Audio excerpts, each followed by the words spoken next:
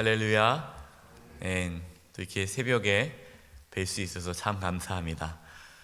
우리 성도님들이 계시지 않고 이렇게 카메라 보면서 말씀 전하는 게 너무너무 힘들었는데 이렇게 우리 성도님들 이 새벽에 함께 주의전에 나와서 말씀을 같이 나누고 기도할 수 있어서 너무 감사하고 이게 기쁨이고 이게 행복이다라는 것을 깨닫게 되네요. 이제 날씨가 많이 쌀쌀해졌는데 따뜻하게 입고 나오시고 건강하시게 또 이 환절기 잘 또 보내시면서 또 새벽 또 하나님 앞에 나오는 은혜가 계속 이어지기를 바랍니다. 오늘 이제 나누는 시편 30편 말씀도 다윗이 지은 시입니다. 여러분, 다윗은 많은 환난과 고난을 겪었습니다. 다윗이 하나님께 이쁨 받았다고 해서 다윗이 그냥 평탄하게 삶은 산 건 아니에요. 말할 수 없는 환난과 고난을 겪었던 인물이 다윗입니다. 그러나 그 가운데서 하나님의 구원을 경험을 합니다. 그래서 오늘 시편 30편도 자신이 그러한 고난과 환난 가운데 하나님께서 건져주시고 특별히 질병 가운데 있었던 자기를 또 고쳐주셔서 끝까지 하나님의 일을 잘 감당할 수 있었던 것에 대한 찬양을 드리는 내용입니다. 1절 보겠습니다. 여호와여, 내가 주를 높일 것은 주께서 나를 끌어내사 내 원수로 하여금 나로 말미암아 기뻐하지 못하게 하심이니이다. 원수들이 나로 말미암아 기뻐하지 못하도록, 이게 뭐냐면 이제 다윗이 이제 아팠었던 것 같아요. 오늘 말씀을 보니까. 그래서 아픔이 있어서 질병이 있는 겁니다. 사람들이 그래서 이제 죽나 보다, 아프니까 죽을 병인가 보다, 그러니까 아주 되게 아팠던 것 같아요. 그러니까 이렇게 아파서 시름시름 앓으니까 원수들이 야, 잘됐다, 죽어라 막 이랬을 거 아니겠어요? 그러면 이제 다윗이 죽었으면 원수들이 얼마나 기뻤겠습니까? 그런데 하나님께서 원수들이 기뻐하지 않도록 나를 살려주신 그 은혜, 내가 주님을 높일 것은, 내가 하나님을 찬양할 것은 이렇게 원수들이 기쁨에서 나를 또 이렇게 건져주셔서 살려주셔서 감사합니다, 이렇게 고백하는 겁니다. 2절 보십시오. 2절에 이제 구체적으로 나옵니다. 여호와여, 내 하나님이여, 내가 주께 뭐하니? 부르짖음에 나를 고치셨나이다. 여러분, 다윗이 그냥 가만히 있지 않았어요. 뭐 했습니까? 부르짖었다라는 거예요. 부르짖어, 기도했다는 거예요. 뭐 하도록? 고침받기 위해서. 하나님께서 자신의 질병을 고쳐주실 것을 간절히 기도했다는 겁니다. 여러분, 우리도요 기도하셔야 돼요. 부르짖어야 돼요. 어떤 분들은 그래요. 하나님께서 다 알아서 해주시겠지. 죽으면 죽는 거고 살면 사는 거고 다 하나님 손에 있는데 여러분, 그렇지 않아요. 기도하셔야 돼요. 구하지 않으면 얻을 수가 없는 겁니다. 늘 말씀드립니다. 하나님께서 해주시겠지. 여러분, 그건 믿음이 아니라 뭐라고요? 영적 게으름이에요. 어떤 분들은 기도 안 해요. 영적 게으른 거예요. 자기가 기도해야 되는데 기도 안 하고 다 하나님께 맡겼다 하면서 그 게으름을 마치 믿음인 것처럼 착각하는 분들이 있는데, 여러분, 그렇지 않습니다. 여러분 새벽에 왜 이렇게 나와서 왜 나옵니까? 기도하러 나온 거잖아요. 구해야 얻을 수가 있는 거예요. 하나님께서는 특별히 병이 낫기를 위해서 서로 기도하라 그랬습니다. 서로 기도하라. 병 낫기 위하여 우리는 서로 기도해 줘야 돼요. 내가 아프다, 연약함이 있다 그러면은 아는 영적 동역자들, 또 우리 영적 지도자, 우리 교육자들에게 기도점을 내놓고 함께 기도해야 됩니다. 지난 주일에 죽는 것이 복되다라고 말씀을 드렸잖아요. 혹시 여러분 그 말씀 은혜 받고 이제 좀 아프면 그래, 죽는 게 복이니까 죽어야지, 그렇게 생각하면 안 됩니다. 사셔야 돼요. 물론 성도의 죽음은 귀중합니다. 그러나 여러분, 우리는 이 세상에서요 건강하게 살아야 돼요. 왜 건강하게 살아야 됩니까? 하나님의 일을 해야 되잖아요. 여러분, 우리는 어차피 천국 갑니다. 어차피 천국 가는데 우리가 단순히 오래 살고 싶어가지고 기도하는 거 아니잖아요. 건강하게 우리가 이 땅에서 오래 살아서 하나님의 사명을 감당해야 되는 거예요. 우리는 천국 가면 영원히 삽니다. 그러니까 우리가 이렇게 이 땅이 좋아서 악착같이 살려고 건강을 구하는 게 아니에요. 제가 이 말씀 왜 드리냐면, 어떤 분은 그래요. 목사님, 제가 이렇게 이 땅에서 오래 살도록 기도하는 게 그게 아닌 것 같아요. 그리고 뭐 건강을 위해서 기도하는 게 아닌 것 같아요. 빨리 가야 되지 않겠습니까? 여러분 그렇지 않아요. 오래 사셔야 돼요. 오래. 왜요? 하나님의 사명을 감당해야 되니까. 그래서 오늘부터 오래 살게 해달라 기도하시고, 무조건 오래 살면 안 되죠. 건강하게 오래 살게 해달라 기도하시고, 그리고 그 사는 동안 하나님의 사명을 감당할 수 있도록 기도하시기 바랍니다. 5절입니다. 그의 노염은 잠깐이요 그의 은총은 평생이로다. 저녁에는 울음이 깃들일지라도 아침에는 기쁨이 오리로다. 여러분, 다윗은 하나님이 어떤 분인지 잘 알았습니다. 하나님께서 진노하시지만 그 진노가 잠깐이에요. 그러나 하나님의 은총은 평생이에요. 여러분, 이게 바뀌었다고 생각해 보세요. 바뀌었다고 생각하면, 하나님의 진노가 평생이고 은총이 잠깐이라고 한다면, 여러분, 저와 여러분 어떻게 살겠습니까? 우리는 못 살죠.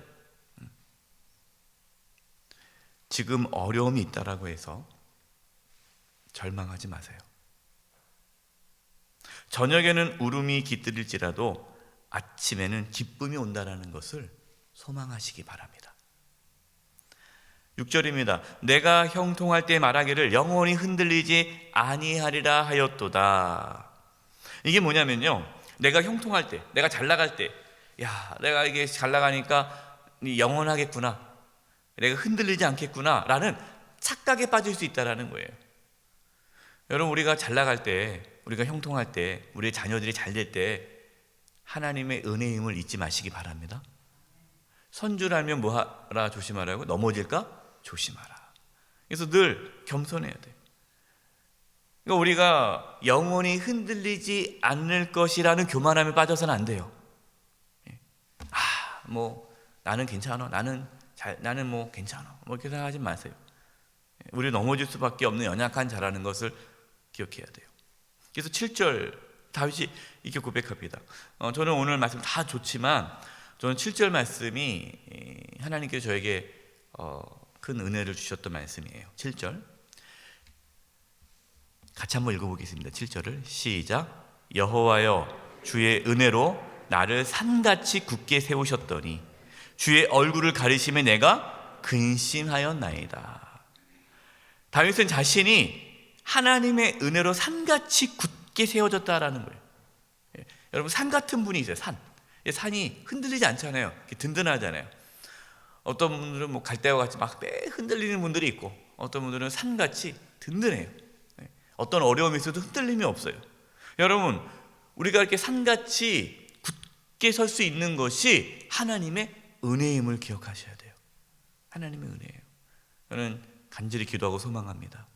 하나님의 은혜로 저와 여러분이 산같이 굳게 설 수 있기를 바랍니다.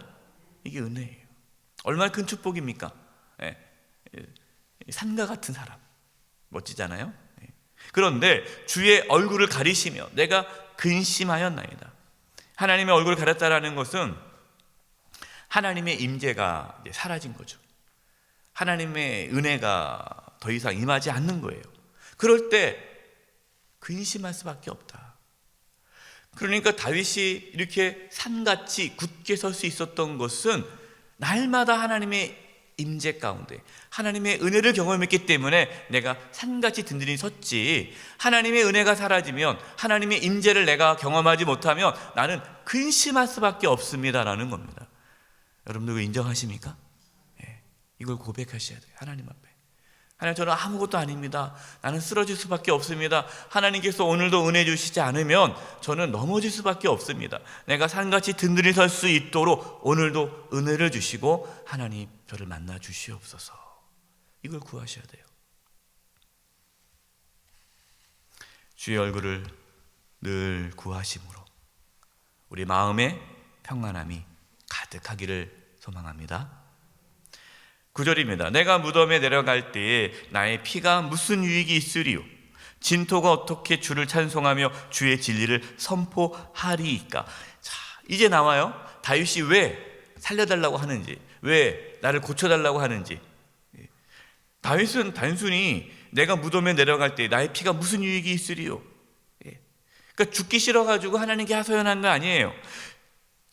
진토가 어떻게 주를 찬송하며 주의 진리를 선포하니까? 이게 무슨 말입니까? 내가 이 땅에서 죽으면 더 이상 내가 이 땅에서 하나님을 찬송하지 못하고 주의 진리를, 하나님 말씀을 선포하지 못하지 않습니까? 그러니까 하나님 저를 살려달라는 거예요. 그러니까 단순히 오래 살고 싶어서가 아니라 이 땅에서 하나님을 찬양하고 하나님의 영광을 선포하기 위해 나를 살려달라는 겁니다. 그래서 여러분, 앞서 말씀드렸듯이 아플 때 우리가 병 낫기를 기도하는 이유가 단순히 살고 싶어서가 아니라 하나님의 말씀을 선포하고 하나님께 찬양하기 위해 나에게 생명을 더 연장시켜 달라고 우리는 기도하는 겁니다. 11절, 주께서 나의 슬픔이 변하여 내게 춤이 되게 하시며 나의 베옷을 벗기고 기쁨으로 띠띠우셨나이다. 자신의 슬픔을 기쁨이 되게 하신 하나님, 그 하나님을 다윗은 찬양하고 있어요. 저와 여러분에게도 이 은혜가 있기를 바랍니다. 우리의 슬픔을 기쁨이 되게 하신 하나님을 오늘도 찬양할 수 있기를 바랍니다. 누가 우리의 슬픔을, 우리의 아픔을 기쁨과 영광이 되게 하십니까? 네, 하나님. 하나님만이 우리의 기쁨이요 영광이라는 것을 늘 놓쳐서는 안 돼요. 그래서 다윗이 결론으로 이렇게 내온 겁니다. 12절, 이는 잠잠하지 아니하고 내 영광으로 주를 찬송하게 하심이니 여호와 나의 하나님이여 내가 주께 영원히 감사하리이다. 다윗은 자신을 구원해 주시고 다시 살려주신 하나님을 찬양하였습니다. 영원히 하나님께 감사한다고 고백합니다. 여러분, 우리가 이 땅에서 어떻게 살아가야 할까요? 이제 오늘 말씀을 통해 딱 나오지 않습니까? 우리가 이 땅에서 어떻게 살아가야 돼요? 네, 우리가 이 땅에 사는 이유가 뭡니까? 우리가 밥을 먹고 우리가 운동을 하고 건강해야 될 이유, 우리가 오래 살아야 될 이유 딱 하나예요. 하나님께 찬양과 경배와 감사를 돌리기 위해서예요. 우리의 삶에 감사가 없다, 우리의 삶에 하나님께 대한 경배와 찬양이 없다, 그러면 삶에 이유 없이 살아가는 거예요. 이게 예수 믿지 않는 분들 가끔 이제 그런 얘기를 하세요. 삶이 공허하대요. 예수 믿지 않는 분들을 하고 얘기하면은 그래요.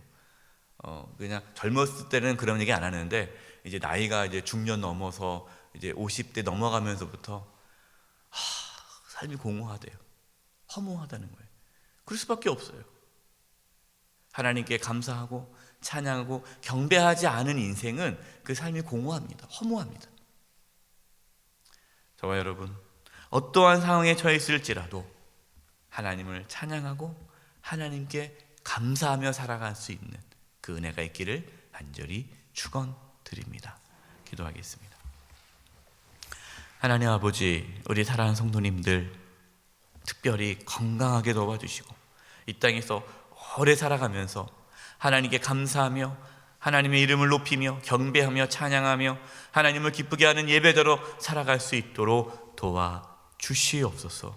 우리의 슬픔을 기쁨으로 바꾸시는 하나님 감사드리며 예수님의 이름으로 기도드립니다. 아멘.